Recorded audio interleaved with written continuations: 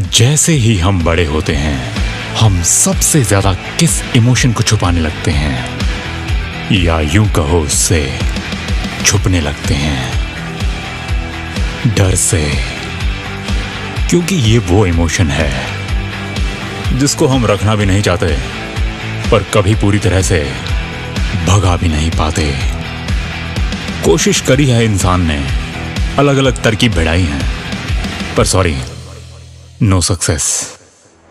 चल सोच के देख, अगर सारे टाइगर, सारे कोबरा, सारे इस धरती के डरावने जानवर अगर तूने मार भी दिए, तो तू क्या सोच रहा है और बाकी हम सब में से कोई तुझे डराने नहीं आ सकता? चल मान लिया तूने डबल थैनोस बन के पूरी दुनिया को खत्म कर दिया, उसने आधी की थी, तू पूरी कर गया, तो फिर क्या अकेले नासा का रॉकेट पकड़ के घूमने निकल लेगा वहां उस काले अंधेरे में? हम डर को भगा नहीं सकते। तू भगा, ये फिर पीछा करेगा, फिर भगा, ये फिर पीछा करेगा। तू पत्थर उठा, निशाना लगा और सीधा इसके मुंह पे मार। ये उससे जैसे तैसे करके बच के फिर से धीरे धीरे तेरी टांगों को अपने जबड़ों में दबोचने के लिए चल पड़ेगा। कितना भी धमका ले, कितना भी इससे भाग ले, मगर जब तक तू इसके इलाके से निकलेगा नहीं, ये पीछा करना नहीं छोड़ेगा।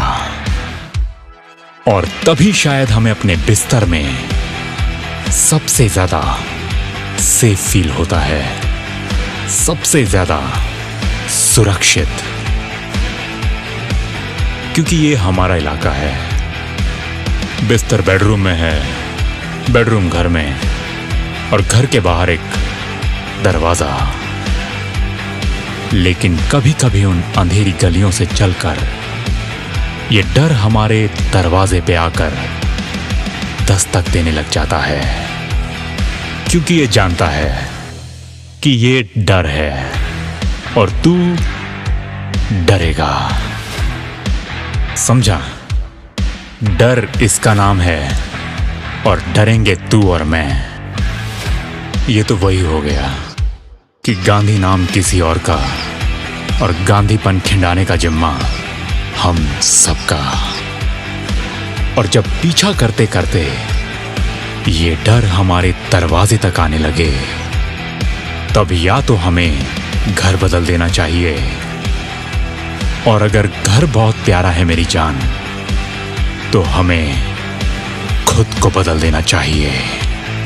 क्योंकि अब जब ये दरवाजा खुलेगा, तो हमें इसको मना करके, इससे नजर चुराकर इसकी हिम्मत को और बढ़ावा नहीं देना। इस बार हमें कुछ अलग, कुछ बहुत नया करना पड़ेगा। जो ये सोच के बैठा होगा कि हम करेंगे, हमें उसका बिल्कुल उल्टा करना पड़ेगा। क्योंकि अगर डर बस डराने आया है, तो उसे ये समझाना पड़ेगा कि अब उसकी मौजूदगी से हम डरते नहीं। Now the ball is in your court. आपकी सर्विस है भाई, चलिए अपनी चाल चलिए, टाइम कम बचा है, क्योंकि ज्यादा देर तो हम वेट करते नहीं। हम पूरी जिंदगी इस डर को भगाने में लगे रहते हैं, बिना इसी से पूछे कि क्या बात है भाई, सब ठीक तो है। क्या पता डर इसी को हो और ये बस शिकायत करने आया हो कुछ भी बात, तू बुला इसे अंदर, आने दे, देखे तो है क्या ऐसा इसमें जो दिखा भी नहीं, फिर भी साला दूर से ही डराए जा रहा है। इससे बोल कि आ बैठ, आज फुर्सत में है तेरा भाई, आज बस तेरी ही सुनूंगा, ना भागूंगा ना झपटूंगा, ना ही तेरे ऊपर ईंट या पत्थर बरसाऊंगा।